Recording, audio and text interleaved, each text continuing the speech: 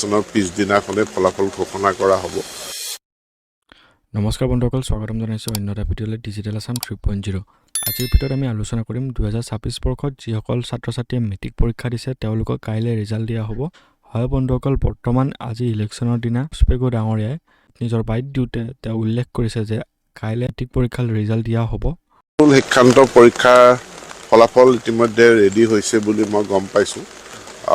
আৰু আজি যিহেতু নিৰ্বাচন, আগতে এটা ইংগিত দিয়া হৈছিলে যে নিৰ্বাচনৰ পিছদিনাখনে ফলাফল ঘোষণা কৰা হ'ব। ফলাফল ভাল হ'ব বুলি আশা কৰিছোঁ। সকলোকে আগতীয়াকৈ শুভেচ্ছা জনাইছোঁ।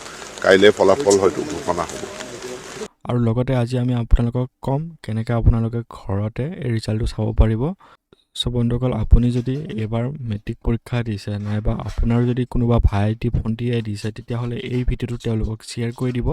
বন্ধুসকল, মেট্ৰিকৰ ৰিজাল্ট চাবলৈ আপুনি নিজৰ মোবাইল বা কম্পিউটাৰত এই পৰ্টেলটো অ'পেন কৰি ল'ব। পৰ্টেলটোৰ লিংক ডেছক্ৰিপশ্যনত থাকিব, নাইবা চেবাৰ যি অফিচিয়েল ৱেবছাইট আছে, চেবাৰ অফিচিয়েল ৱেবছাইটো এটা ব্লগ দিয়া থাকিব।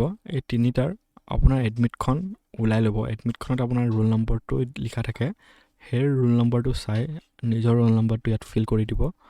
ছাপ'জ 1535555 এনেকৈ দিব।